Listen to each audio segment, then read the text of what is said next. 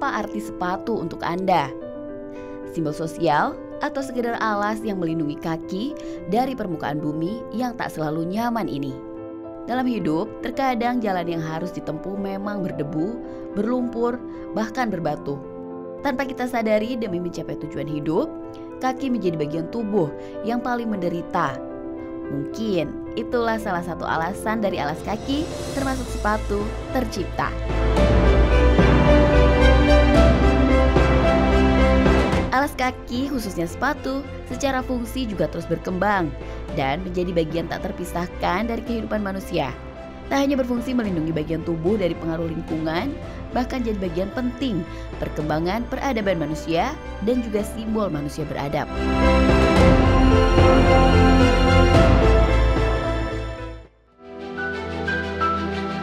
Pada tahun 2010, tim arkeolog dari University College Cork, Irlandia menemukan sepatu kulit tertua di dunia dengan bahan kulit sapi di sebuah gua di wilayah Voyadzor, Armenia, dekat permukiman Areni yang terkenal dengan industri anggur.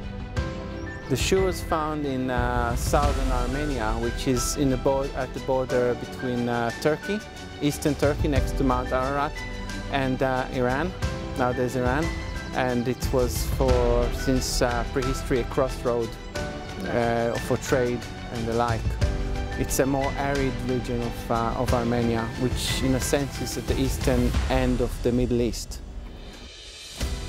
Berdasarkan uji laboratorium, sepatu berusia 5.500 tahun dengan model mokasin ini ditemukan dalam kondisi sangat baik dan diberi kode Areni 1.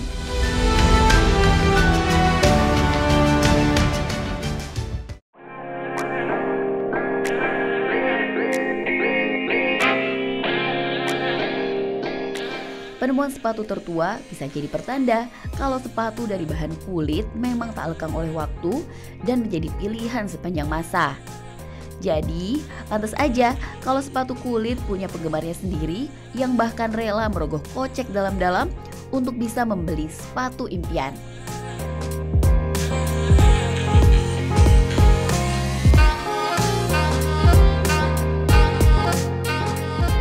Lantas, sejak kapan sih alas kaki, khususnya sepatu kulit, berubah fungsi sebagai medium berekspresi dan simbol status sosial siapapun yang memiliki?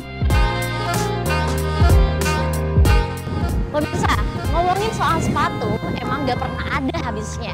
Coba deh kamu cek di rumah, di antara semua koleksi yang kamu punya, kira-kira apakah ada satu sepatu yang mungkin sering banget kamu pakai? Ya, dan kira-kira apa alasan sepatu digandrungi oleh banyak orang?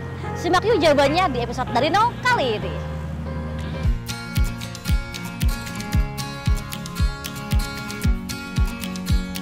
Saya pun mencoba mencari tahu pada beberapa penggemar sepatu yang saya temui di kawasan sekitar Stasiun Sudirman, di kawasan Menteng, Jakarta Pusat. Itu beli Nike 2,5 Kenapa kakak lerang uang sebanyak itu untuk sepatu? Apa? Kenapa lerang uang sebanyak itu untuk sepatu? Karena suka aja sama modelnya, bentuknya gitu. Ada alasan lain? Terakhir beli ini sih yang 3,5. Kenapa mas rela ngeluarin uang sebanyak itu untuk sepatu? Karena gimana ya, saya suka kebetulan saya suka yang klasik-klasik dan kebetulan juga sesuai sama fashion saya di bidang kayak tentang otomotif gitu-gitu. Sejalan juga sama apa yang saya pakai gitu. Jadi menurut saya itu buat ngeluarin uang sebanyak itu worth it aja sih dengan fashion saya yang kayak gini. Berapa biaya yang paling banyak kamu keluarkan untuk beli sepatu? Kurang lebih ada sampai 3 juta. Kenapa bapak rela ngeluarin uang sebanyak itu untuk sepatu? Karena memang sepatu juga menjadi alat penunjang fashion ya. Untuk laki-laki kan mungkin nggak banyak ya, mungkin cuma sepatu lah ya, seperti itu. Sekitar 2,5 sampai 3. Kenapa rela ngeluarin uang sebanyak itu untuk sepatu? Karena worth it aja sih untuk jalan ya, karena sepatu itu cepat capek kalau misalkan kita salah pilih gitu.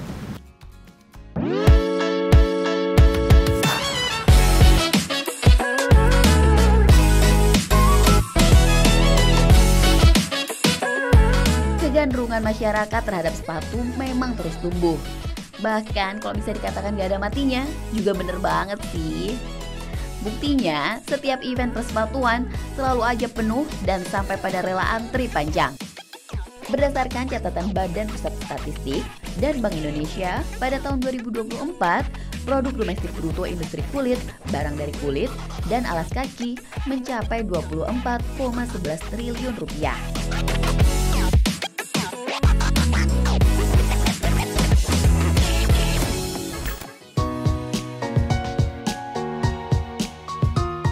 Ngomong-ngomong soal sepatu, di balik belantara gedung-gedung bertingkat Jakarta, tersimpan surga bagi penggemar sepatu, khususnya sepatu kulit.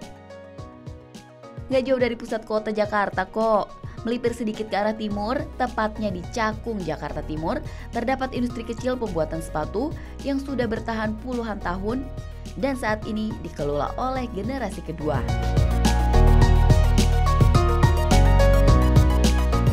Akhirnya pemirsa kita sampai di gangnya Flavio Boston. Ini juga gak terlalu jauh ya pemirsa ya. Hanya sekitar 30 menit aja dari pusat kota. Yuk kita jalan, kita lihat bagaimana kondisi workshop dari Flavio Boston ini. Ikutin yuk pelan-pelan ya.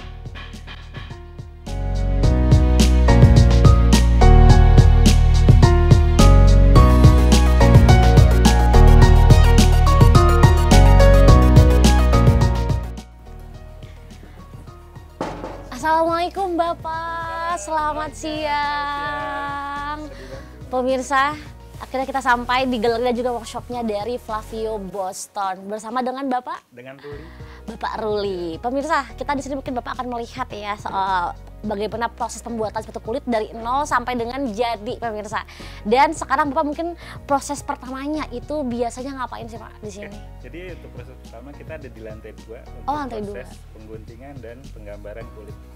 Pengguntingan dan penggambaran kulit di lantai 2. Oke pemirsa, kita langsung saja mungkin ya Bapak ya, ke lantai 2 ya untuk melihat proses pengguntingan dan juga penggambaran untuk sepatu kulit. Wow.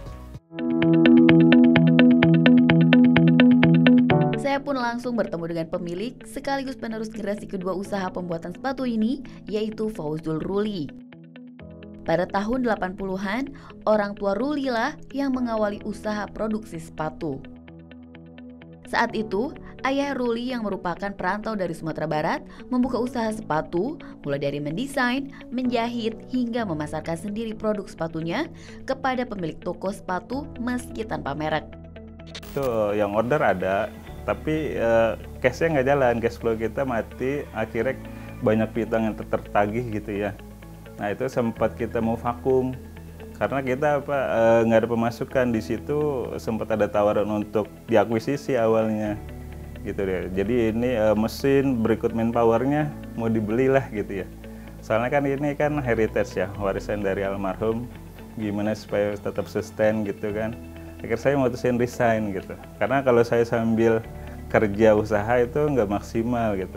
Nah terus akhirnya saya resign, fokus sama adik saya tuh ikut kita memanfaatkan peluang pasar online gitu. Jadi kita grow dari situ pelan-pelan sih bisa. Kemudian pada tahun 2010, Ruli dan sang adik mengurus pendaftaran merek pada Direktorat Jenderal Kekayaan Intelektual Kementerian Hukum. Dan berdirilah nama komersial ini hingga sekarang. Secara umum, sepatu memiliki 3 bagian utama, yaitu sepatu atas atau upper, bagian tengah atau middle sole, dan bagian bawah atau outsole. Langkah pertama untuk membuat sepatu tentu saja menentukan desain atau model sepatu terlebih dahulu. Model sepatu pun jadi sangat penting karena faktor utama yang menarik hati pelanggan, apalagi kalau bukan model sebagai penunjang penampilan penggunanya. Secara keseluruhan terdapat hingga 80 desain atau model dan berbagai jenis sepatu yang dibuat di sini. Mulai dari loafer, boots, slip-on hingga derby. Sedangkan yang sedang dibuat saat ini nih merupakan model Halan, sepatu kekinian yang paling banyak dipesan dan jadi best seller. Satu model sepatu diperlukan beberapa bagian. Tuh, lihat aja, untuk model Halan ini sendiri memerlukan 7 buah pola. Setelah pola-pola terkumpul, saatnya untuk memotong lembaran kulit. Buat yang udah ahli sih gampang ya. Tapi untuk saya yang masih amateran ini perlu hati-hati serta konsentrasi tinggi agar tidak melenceng dan membuat bahan sepatu jadi sia-sia. Seperti halnya memotong bahan pada baju, memotong bahan sepatu kulit juga perlu menyisakan ruang sekitar 1 cm untuk tempat menjahit. Tapi sebelum menyatukan berbagai bagian pola sepatu pada tepian bahan, perlu ditipiskan terlebih dahulu seperti ini. Hal ini untuk mencegah sepatu menggembung dan memudahkan pemasangan outsole atau bagian bawah sepatu.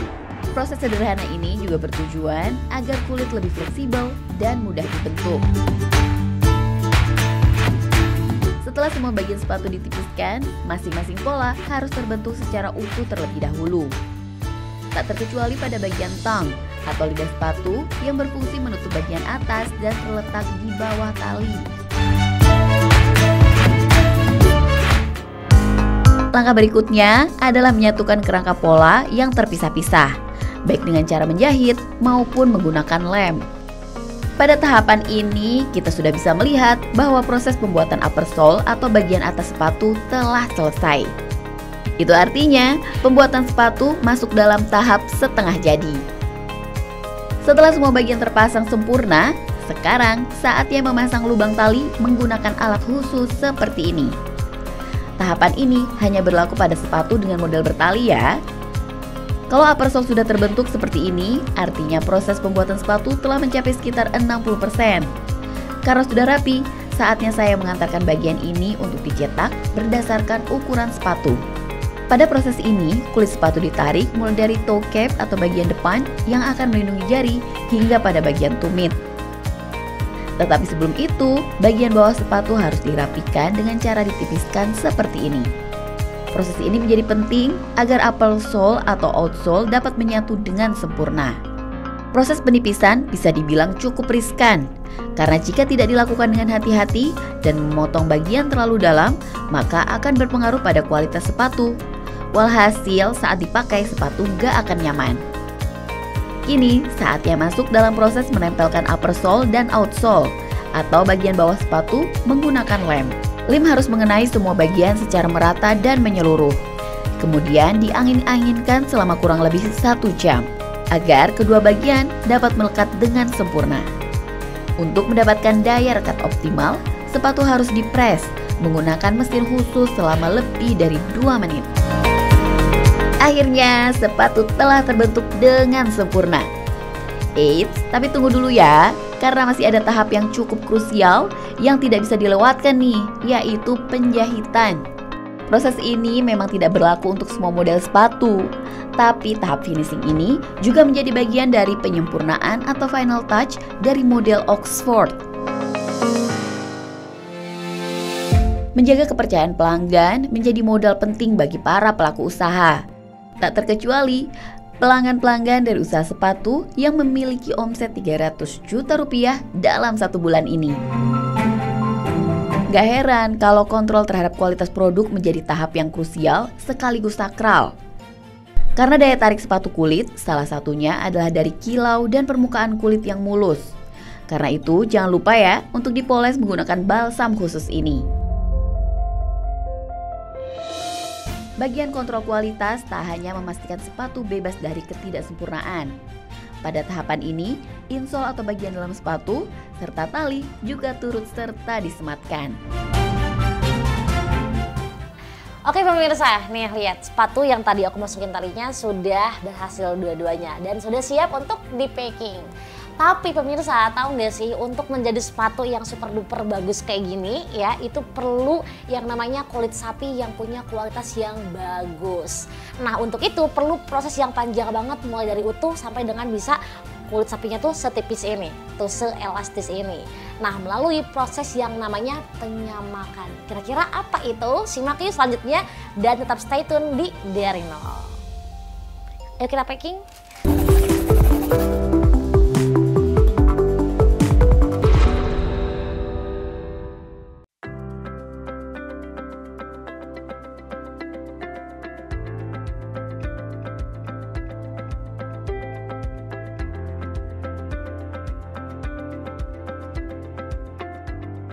Usaha sepatu memang terus menghadapi pasang surut seiring dengan fluktuasi situasi ekonomi.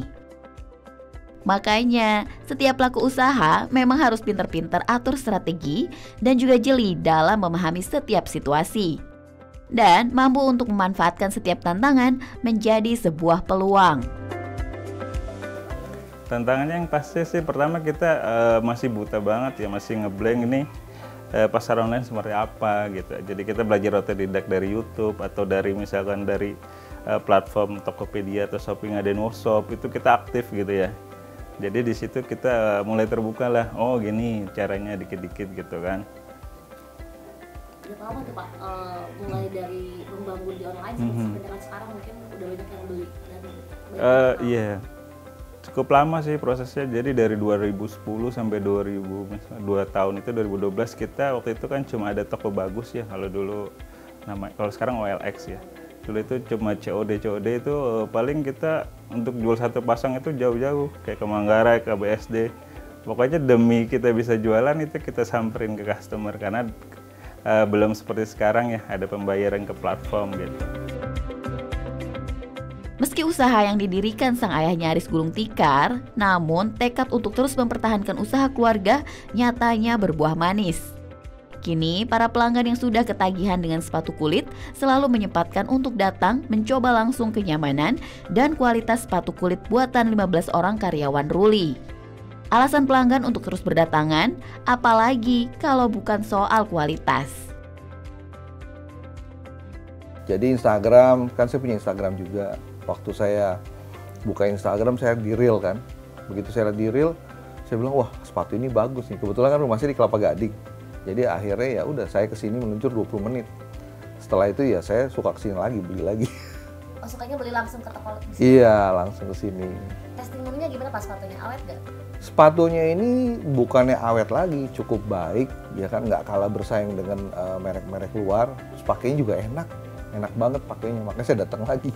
Hampir semua bahan baku yang Ruli gunakan berasal dari pasar lokal dengan kualitas yang tentu saja sudah teruji. Lantas, bahan baku seperti apa sih yang menjadi pilihan Ruli? Bahan baku ya seperti kulit gitu ya. Seperti kulit itu kita dari Magetan sih, dari Jawa Timur ya. Karena Magetan terkenal dengan kualitas kulitnya sih. Terus untuk yang lain-lain kita ada belanja di Bandung, ada di sekitaran Jakarta juga ada toko bahan.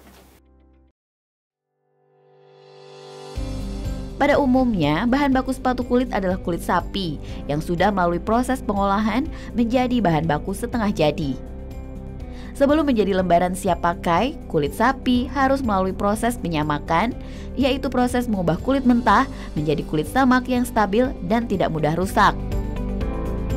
Salah satu produsen kepercayaan Ruli untuk menyediakan bahan baku kulit sapi berada di Magetan, Jawa Timur. Tepatnya di Desa Ringin Agung, Kecamatan Magetan. Dalam 1 bulan, Soekarno-Hatta sang pemilik mengolah minimal hingga 10 ton kulit sapi mentah, yang mayoritasnya berasal dari Surabaya dan Lumajang, Jawa Timur.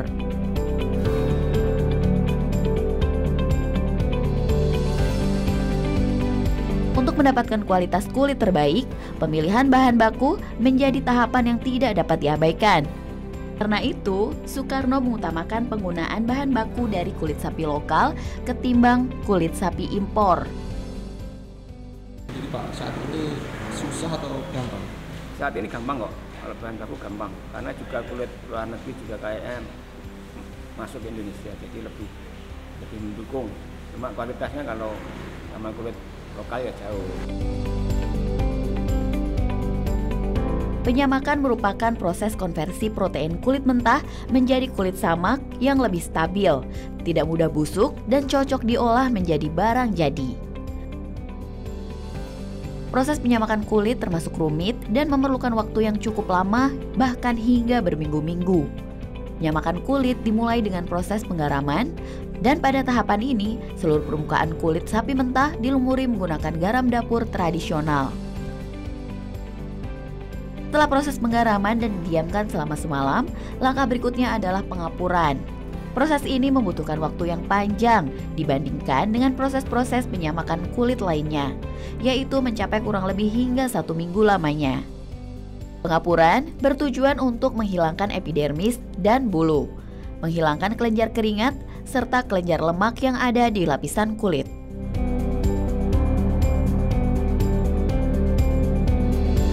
Setelah 1 minggu, kulit hasil pengapuran dibersihkan dari bulu kemudian dikeringkan secara manual menggunakan sinar matahari. Secara singkat, setelah proses pengeringan selesai, saatnya kulit masuk pada tahap berikutnya, yaitu pewarnaan. Corak vintage identik dengan warna coklat, makanya warna coklatlah yang mendominasi permintaan warna, begitu juga dengan warna hitam.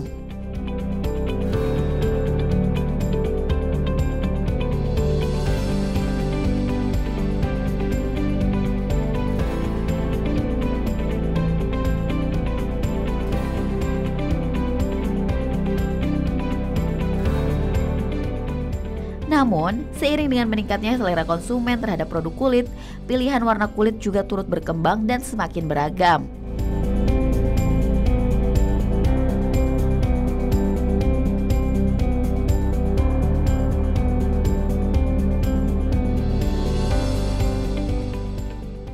Dengan bantuan teknologi, saat ini tersedia berbagai warna kulit sapi yang siap pakai, bahkan dengan motif atau corak yang variatif.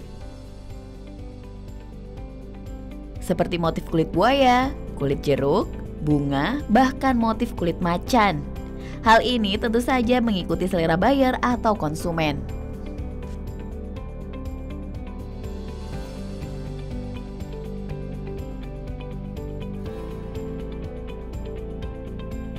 Proses pengolahan kulit sapi memperhatikan berbagai aspek, terutama soal keseimbangan lingkungan. Bahkan pengolahan kulit ini juga sangat detail dalam memperhatikan proses dari hulu hingga hilir. Termasuk pengolahan limbah yang dilakukan dengan sangat teliti.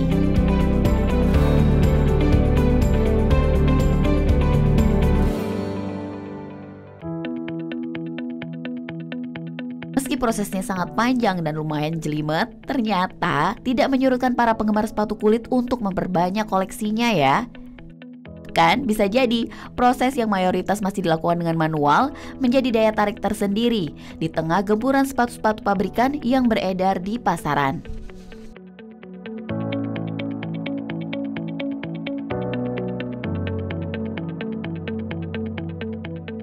Salah satu penggemar sepatu kulit yaitu Ben, yang langsung jatuh cinta sama sepatu kulit saat duduk di bangku kelas 3 SMP.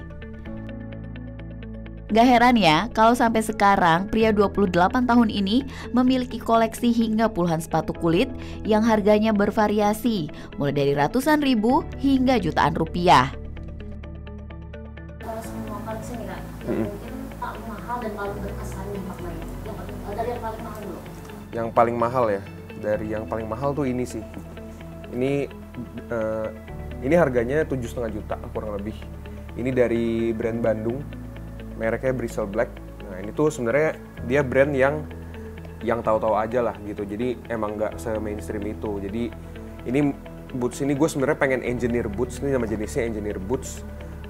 Udah lumayan lama. Cuman sempet ragu gara-gara kan atasnya gede banget ya. Kayak kalau pakai celana, takutnya celananya harus di atasnya ini. Terus pas gue main ke Bandung, ternyata pas gue coba pakai masuk gitu celananya. Jadi celananya nutupin ini semua gitu. Jadi wah keren juga ya, maco juga ya gitu. Terus yang punya bilang, kemarin Vincent Rompis baru beli sepatu ini. Gue malah makin kayak, wah lumayan nih dipakai Vincent Rompis. Jadi kembaran ya sama Vincent Rompis. Kebetulan gue juga emang suka nonton Vindes kan. Jadi udahlah takis lah satu gitu yang ini.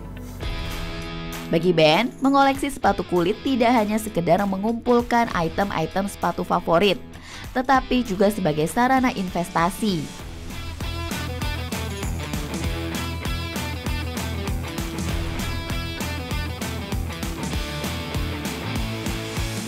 Kalau sepatu kulit yang kualitasnya tinggi tuh dia nggak bisa rusak. Dia jadi kalau rusak tinggal solnya aja diganti. Kayak ini serusak-rusaknya bakal kayak gimana sih gitu, nggak bakal rusak-rusak banget, bakal ya begini-begini aja karena kan kulitnya juga nggak bisa rusak ya, kayak kuat banget kan dia. Emang kalau yang kualitasnya cukup tinggi seperti itu sih. Nah, bener aja ya.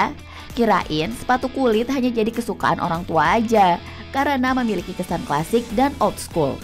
Tapi nyatanya, memiliki penampilan dengan kesan klasik juga jadi preferensi anak muda zaman now.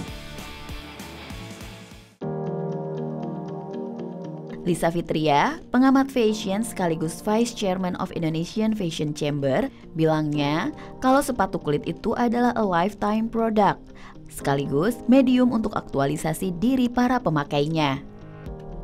Kenapa orang mau membeli dengan harga mahal? Karena fashion sepatu itu adalah juga statement.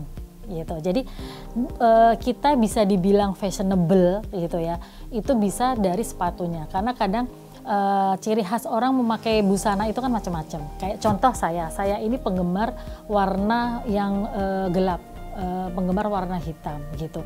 Dan saya menyukai cutting-cutting itu yang asimetris dan simple. Karena warnanya hitam, otomatis saya butuh sesuatu yang harus statement gitu. Untuk itu saya menggemari sepatu gitu. Jadi saya sepatu bisa punya lebih dari 100 pair gitu. Karena menurut saya sepatu itu adalah bagian dari aktualisasi statement saya sebagai seorang fashion designer gitu. Nggak hanya cuma bentuk pakaian atau model pakaiannya saja gitu.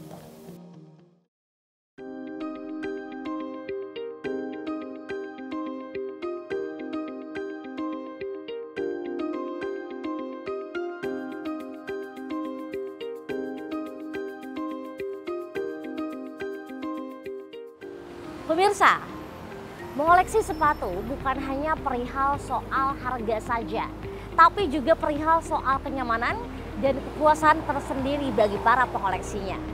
Setiap orang tentunya memiliki preferensi yang berbeda dalam mengoleksi sepatu. Tak jarang banyak orang yang rela mengeluarkan uang sampai dengan jutaan rupiah hanya untuk sepatu. Dan ini juga menjadi alasan kenapa sepatu menjadi fashion item yang banyak sekali digemari oleh banyak orang.